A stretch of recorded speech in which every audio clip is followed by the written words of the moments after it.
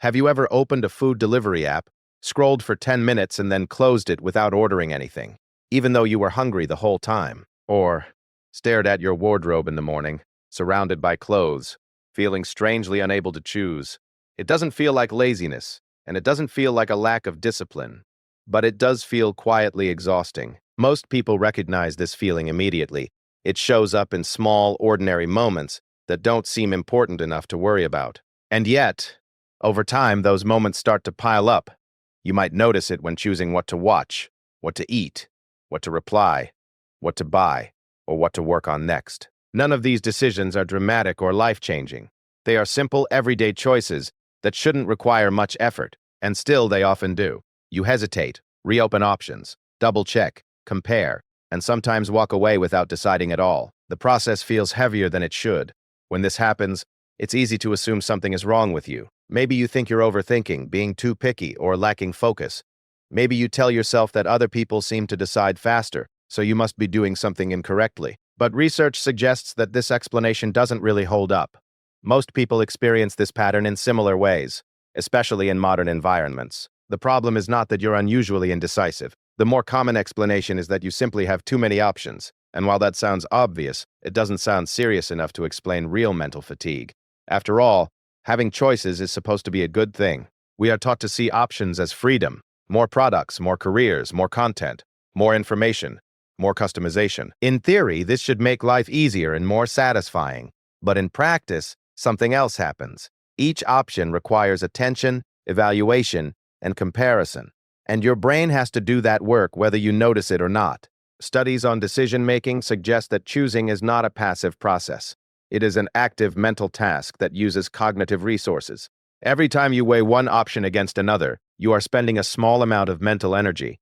On its own, that cost is tiny. You don't feel it when you decide between 2 sandwiches or 2 emails, but when you repeat that process dozens or hundreds of times a day, it accumulates. Your brain does not reset after each choice. It carries forward the residue of previous decisions. Over time, this creates a subtle form of mental weariness. This is sometimes called decision fatigue, but that phrase can sound dramatic. In reality, it often feels quiet and ordinary. It shows up as reduced patience, slower thinking, and weaker preferences. You might notice that in the morning, choosing feels easier. You know what you want, you answer quickly, and you move on. By late afternoon, the same decisions feel heavier and more irritating. It is not because the decisions became harder. It is because your mental resources have been gradually drained. The environment has been asking you to choose all day long. Think about a typical office day. You decide what to wear, what route to take, which emails to open first, how to phrase replies, which tasks to prioritize, and when to take breaks. None of these are major, but together they form a constant stream. Then you open your phone. You choose which notification to tap, which message to answer, which post to read, which link to ignore. Even scrolling requires micro-decisions. Streaming platforms present hundreds of titles at once. Shopping sites show endless variations of the same product. Productivity tools offer dozens of ways to organize the same task. From the outside, this looks like convenience. From the inside, it looks like continuous evaluation.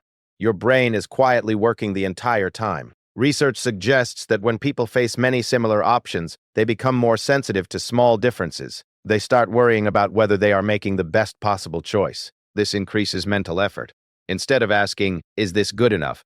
the mind asks, "Is this the optimal one?" That shift sounds subtle, but it changes everything. It turns simple decisions into miniature optimization problems. When that happens repeatedly, people often begin to avoid choosing altogether.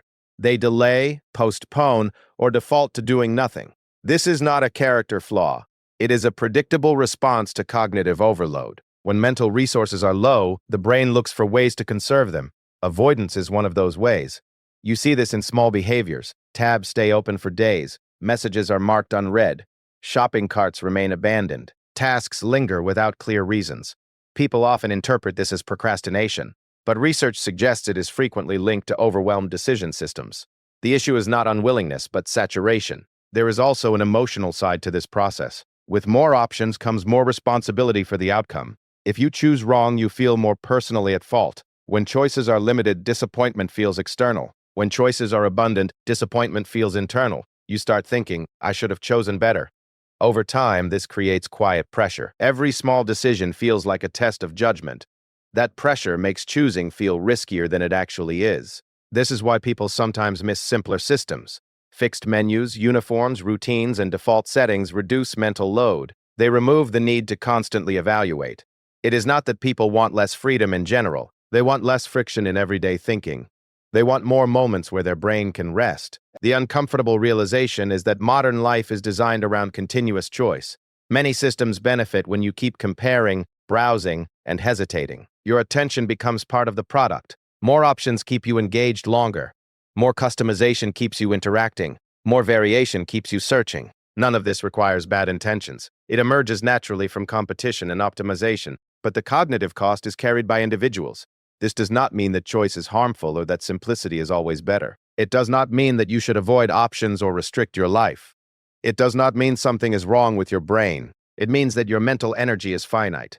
It means that constant evaluation has a real cost, even when it feels invisible. It means that feeling tired of choosing is a normal response. It also does not mean that people in the past were wiser or calmer. They simply lived with fewer daily decisions.